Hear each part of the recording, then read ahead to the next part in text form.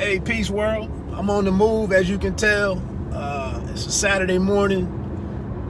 I'm not gonna get on my bike today. I just rode like 8 straight days in a row, so I'm gonna go hit this trail up and do me some, I wouldn't say hiking, I wouldn't say trail running, but I'm gonna get out here in Mother Nature and, do some work for about an hour, and, that's gonna be my activity for the day. So, anyway,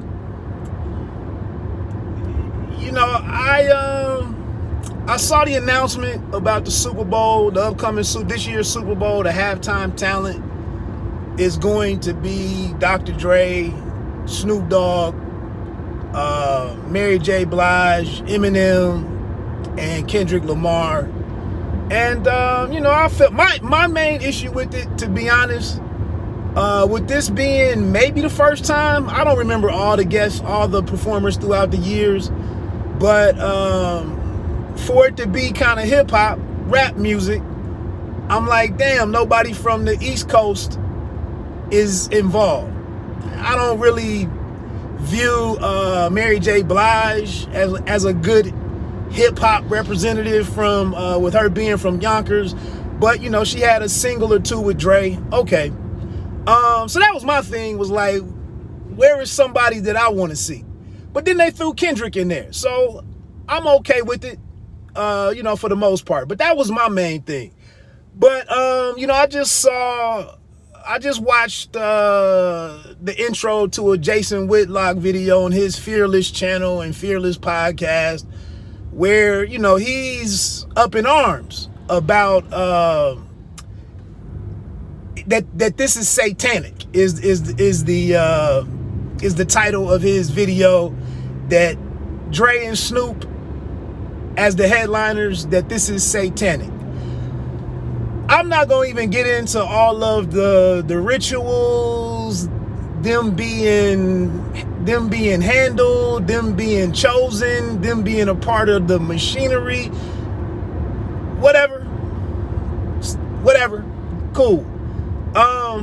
But it was an interesting discussion between Whitlock and Delano Squires, who's a writer for The Blaze, or The Blaze TV. Both of these brothers kind of come off as being completely disgusted with popular black culture, or what is paraded out here in front of the masses as black culture. Whether, wrong, right, or indifferent or whatever, that's kind of how they come across. So both of them are appalled at the fact that these two cats, with all of their problematic lyricism or lyrical content throughout the years, these are the people that were chosen by the NFL to represent black people. Fair points, fair points. I would suggest check out the discussion. I also would suggest check out the recent interviews on Fearless that included Isaiah Thomas and Super Bowl winning former NFL coach Tony Dungy. Excellent discussions to take in my opinion. The whole thing is sitting there listening to how disappointed and disgusted, maybe even embarrassed, Whitlock and Delano Squires are about this situation. For me, it was all for naught. Like, okay, so you just said that you're displeased. You voiced your displeasure.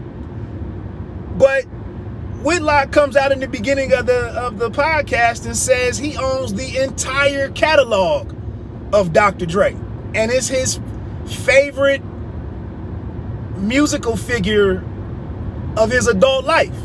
And then he said he owns most of Snoop's catalog too. So, I mean, when you come out here and make those types of statements, how is your whole point not null and void? It's like, I enjoyed it. This is like Whitlock basically saying, I enjoyed these guys when I was a younger person, and this was the soundtrack of me in my mid-20s and 30s.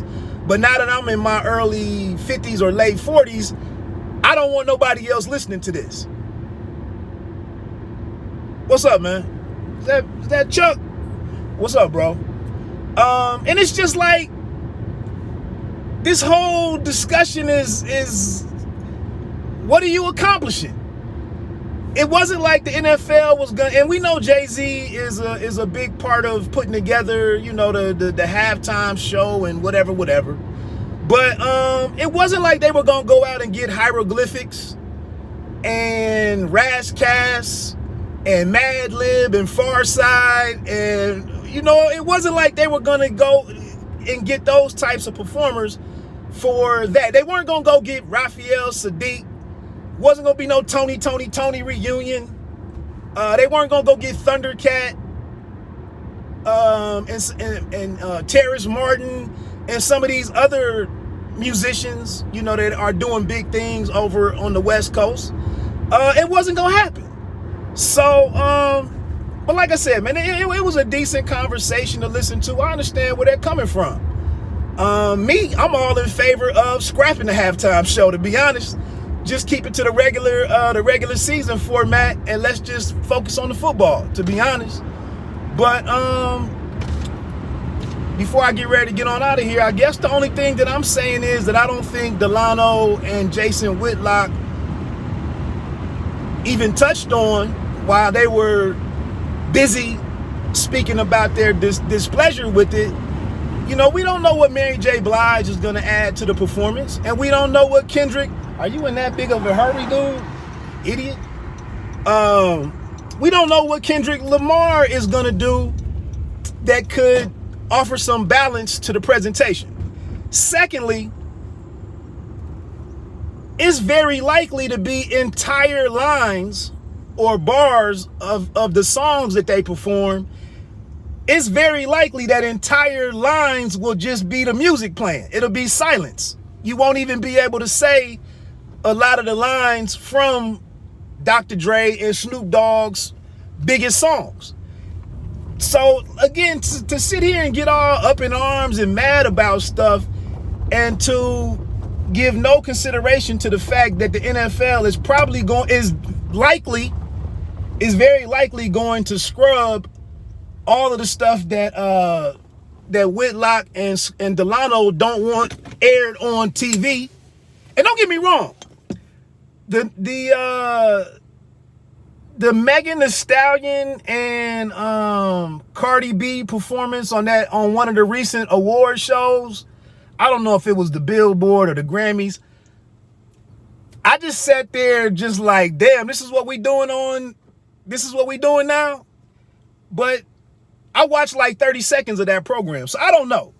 But again, this discussion right here, to go on here and to say, don't do as I did, and to sit here in their late 30s, mid 40s, early 50s, and to scoff at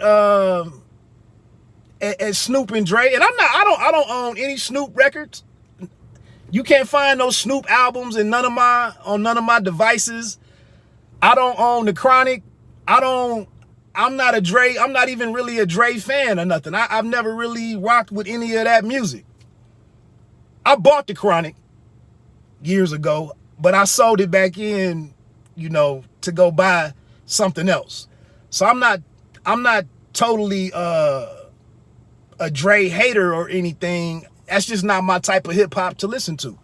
But I'm not gonna sit here now and go out here and make some podcast episode where I'm disgusted that Dre gets this positioning. At the end of the day, the Super Bowl is gonna be in at SoFi Stadium or whatever it is in California, outside of Los Angeles or whatever. And whether I like it or not, or whether Whitlock and Delano Squires like it or not, you know, and Snoop Dogg, in my opinion, has been able to ski mask his way to being relevant for a good 10 or 15 years. I don't understand it. But again, get your money, bro. Get your money.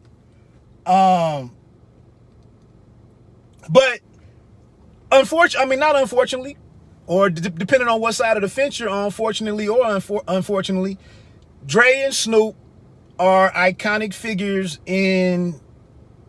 on that side of the country, and in that type of rap music / hip hop, that culture.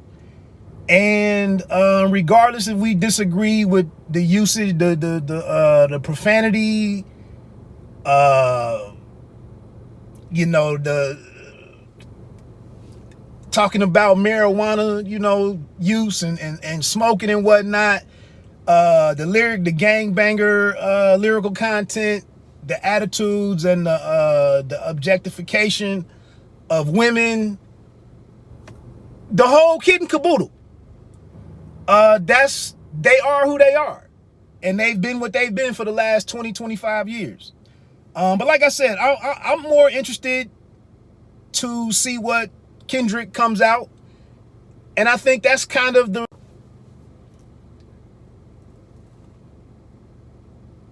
with me assuming that Jay-Z is overseeing the whole thing, and kind of has commissioned Dre and Snoop to do this show, and then listening to Dre and Snoop talk about what they have, what the plans are, the initial plans are for the 12 minutes I think it is that they get. I'm very interested to see what kind of balance we get. They do their thing, and then Mary J comes on and does adds whatever she does. Eminem is gonna bring this Midwest kind of pop rap thing in there and vibe in there. And then Kendrick, in my opinion, is one of the better performers in hip hop. His stage show and whatnot, his stage presence, and what I've seen from him on a number of different platforms and whatnot. So we'll see if Kendrick, like I said, counterbalances whatever you might disagree with what Dre and Snoop do. Trust me. And I know a couple of years ago, I believe it was the Red Hot Chili Peppers, I think. Like, their instruments weren't even plugged up, I believe. And one of them, I think, was a little disappointed that they had to play the music beforehand, and like all the music was recorded, and they were kind of disgusted as musicians. This is what I thought I heard. They were disgusted as musicians that they weren't allowed to play the show live. And so one of them did something with his guitar or his bass or something that kind of poked, that shed light on the fact that they weren't playing. And so I'm just saying, to sit here all up in arms like the NFL, and then the Janet Jackson and Justin Timberlake situation, I would find it I'd be hard pressed to see them coming out on stage and saying, "What's up, all my blanks and blanks," and throw your MF and hands up. All that stuff will very likely, if it goes that route, the show will be like 30 seconds long before they pull the plug on it. And then with being, and then to risk your future earnings and all of that to mess up that moment, none of the BS will make it into this presentation. So to me, to sit here and talk for 45 minutes about being embarrassed about, artists who you've unconditionally supported for 25 plus years, but now you don't want them to be the black people that the NFL trots out to white America or 100 million viewers. All right, bruh. We hear you. Anyway, let me get out here and get this activity in, knock this stuff out so I can get back home and cut this grass. Have a phenomenal weekend. I'm getting ready to see what Michigan can do with I think they're at Camp Randall against Wisconsin today. I think both teams are rated in the top 15 or top 20. I don't have a lot of faith or belief in Harbaugh from what I've seen through these first 3 or 4 games, but we'll see. Go Blue. Like I say, man, you don't have to be great to start, but you have to start to be great. Peace.